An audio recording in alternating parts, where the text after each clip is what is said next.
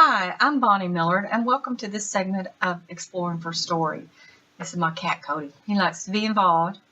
Anyway, I want to talk to you a little bit today about stories you may have to tell, either about characters that you've dreamed up in your head or ideas for stories handed down from your family. These characters, they're what draws into the story. And I want to look at that a little bit, and we're going to just kind of do a brief overview today. But characters can take any form. They can be, animated objects that have been brought to life by the writer, or they can be a story based on your grandfather, whether it's an actual or a factual story or something you've created into fiction. If you think about it, the world is open and available to whatever you want to do, and that's what I want to kind of get you to do as we talk in this segment, thinking about your own story as I talk about character a little bit. One of the things that has really intrigued me over the last few years is this idea of the hero's journey. And it started with Joseph Campbell. He wrote about it in the 1940s in a book called The Hero with a Thousand Faces. And he talks about the hero's journey and the different types of heroes that we have. Then in more recent times, we've had Superstructure, The Key to Unleashing the Power of Story by James Scott Bell. And both of these are good ways to structure your story. And we're going to be talking about the hero's journey in subsequent segments of this. Today I want to focus really on the aspect of character. Now, when we think of a hero, sometimes we think of somebody who's rushing into a burning building to save the lives of people inside, like a firefighter, or a police officer who's in the line of duty, or an ordinary citizen who happens upon a car wreck and pulls somebody out of a burning car. All sorts of different ideas of hero come to mind. If we're thinking in the fictional realm, we might think of characters like Luke Skywalker, and we might think of Peter Quinn, aka Star-Lord from the Guardians of the Galaxy. So there's a lot of heroes. Some of our superheroes, of course, are Superman and Batman and so forth. And these are all great, and characters are what drive the story. If you think about advertisers of today, they create story characters for their ads. If you think about Flo and her family and Jamie in that one series of insurance advertisements, or the talking British gecko, or the general. These are all characters that are designed to intrigue us to want to find out more about their products. And that's why advertisers use them, because they know people like characters. And when I get into a book or story, TV, movie, or TV show, I want to follow the character's journey. I see something in it that there's this universal connection to me. And that's what most readers do. They look for that universal connection. They look for what they might be going through. And sometimes those are the stories we're drawn to at the moment we're going through them. And so I want to talk about some of these and how you can use your own experiences in your life to write your stories.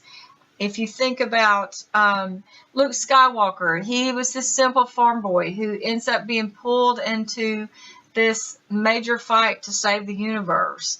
Peter Quinn, he was a petty outlaw with a big heart, even though he didn't want anybody to see that. And he gets pulled into saving the universe as well. So those are some kind of larger than life heroes, but we also have just ordinary citizens doing extraordinary things. Cheryl Strayed, in her memoir Wild, writes about when she walked 1,100 miles or hiked 1,100 miles along the Pacific Crest Trail.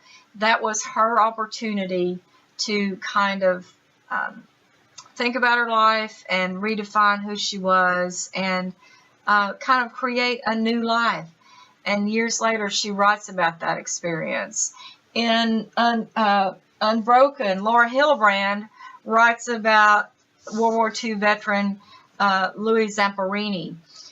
He was a young kid who was headed for trouble before he enlisted into the military to join the war. And he ends up getting crashing in a plane into the ocean, and he and other mates were in a raft for more than 40 days before they were rescued. But they were rescued by the Japanese military, and so they ended up in a Japanese prison camp. And Zapparini had to fight through all this. He had to find a way to survive. And so this is what Laura Hillebrand writes about in her story, Unbroken. Other writers, such as my friend Carrie, who wrote about her mother, who was the daughter of a Confederate general. She was African American. Her mother had been a slave and then was free.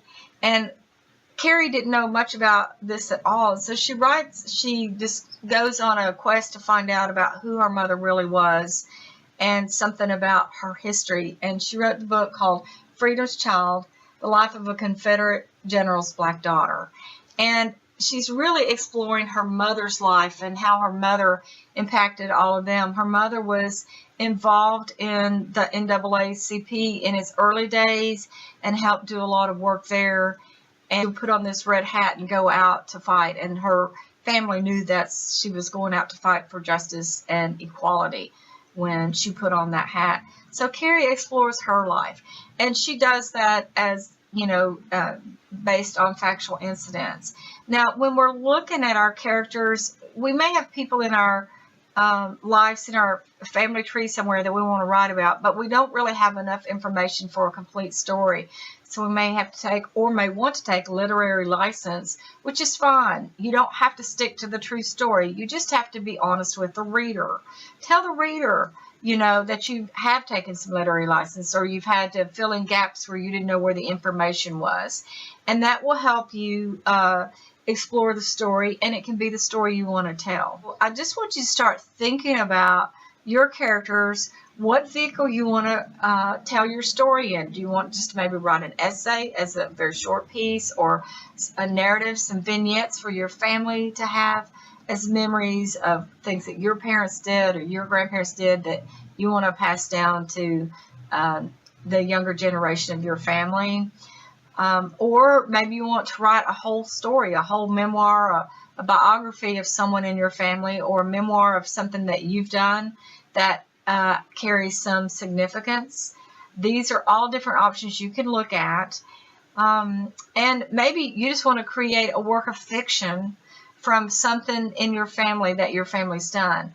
Maybe you want to do that because you don't want to, tell stories about your family that might embarrass them or they might not want told, but yet you can fictionalize it and say it was based on some family lore, but it doesn't have to follow along the truth. Think about this as you're exploring your story. How do you want to tell it, and what vehicle do you want to use to go with it? But your characters are going to be your main vehicle to drive that story. On our next segment, I'm going to be inviting a friend of mine to come and talk about a distant relative of hers that she would like to write about.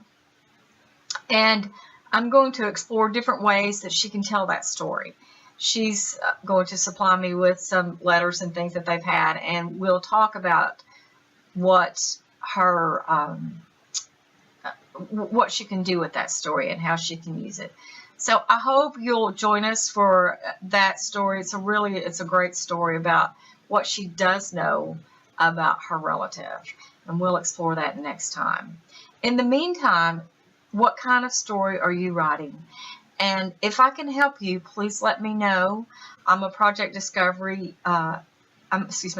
developmental editor, and I help clients discover what their stories are and dive deeper to get more information. They may already have it written out, but they just don't know how to take it or where to go from here.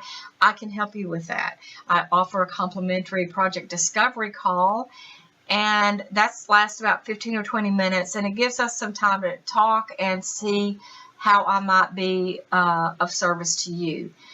you can check out my website at www.bonniemillard.com. My name is spelled with a Y, B-O-N-N-Y, M-I-L-L-A-R-D.